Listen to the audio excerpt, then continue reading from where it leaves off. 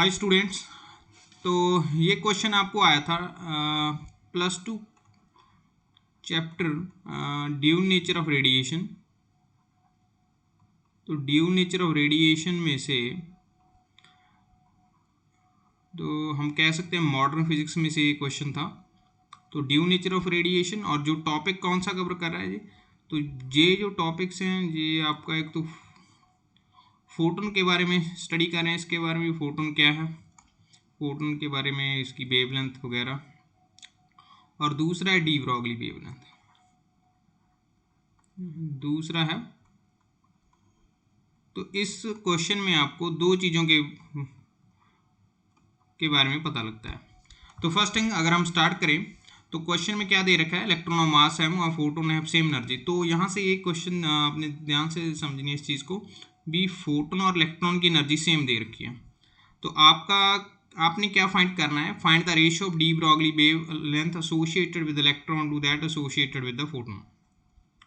तो बेसिकली आपने जो चीज़ फाइंड करनी है, wavelength of electron and wavelength of photon की रेशियो निकालनी है आपने। तो इस चीज़ को सॉल्व करने के लिए सबसे पहले इलेक्ट्रॉन की वेवलेंथ देखते हैं।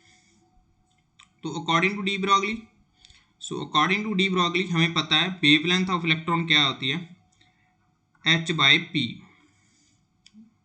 जो स्टैंडर्ड फार्मूला। और p की वैल्यू हमें already know that p is equal to किसके इक्वल होता है, 2me। तो e यहाँ पे क्या एनर्जी ऑफ इलेक्ट्रॉन और m क्या है आपका मास ऑफ इलेक्ट्रॉन। तो इसकी वैल्यू यहाँ पे आपने डाल देनी है। तो आपके पास lambda e is equal to h/2me आ गया। उसके बाद नेक्स्ट जो चीज़ आती है आपके पास फोटोन। तो फोटोन के लिए भी हम यही फार्मूला लगाएंगे। फोटोन की डी ब्रॉगली वेवलेंथ क्या होती है, h/p।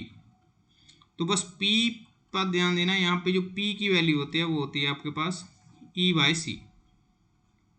तो ये इंपॉर्टेंट चीज़ है, फोटोन के लिए आपने मोमेंटम की वैल्यू याद रखनी है, E/c होती है। तो इसकी वैल्यू यहाँ पे आप डालोगे तो लैम्डा p की वैल्यू क्या होगी आपके पास, hc/e।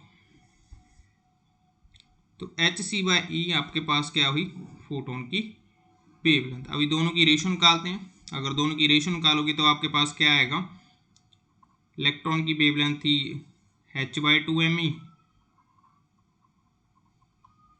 और इसकी वेवलेंथ है hc/e की वैल्यू।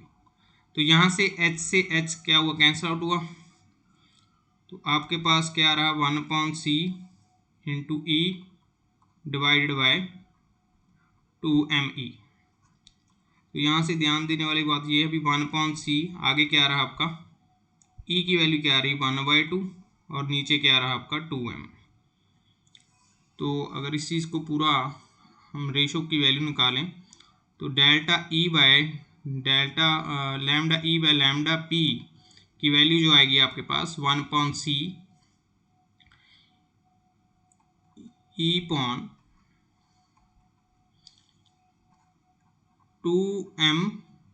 पूरे का अंडर आ जाएगा, राइट। तो यहाँ से आपने इस चीज़ को ध्यान रखना, e की वैल्यू को हम ऊपर ले गए तो e की वैल्यू क्या आ रही है, यहाँ पे हम कर लेते हैं 1 माइनस 1/2, क्योंकि इसकी वैल्यू 1 है। e की वैल्यू को अगर ऊपर लेके जाएंगे तो क्या बनेगा, माइनस में हो जाएगा।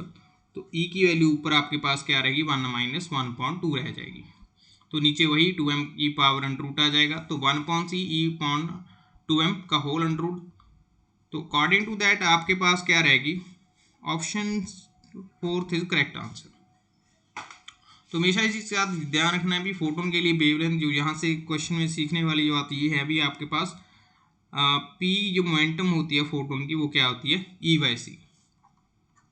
E/c आपके पास मोमेंटम होती है फोटोन की, राइट। अगर वीडियो अच्छी लगी तो भाई सब्सक्राइब करना मत भूलिए। So thank you very much.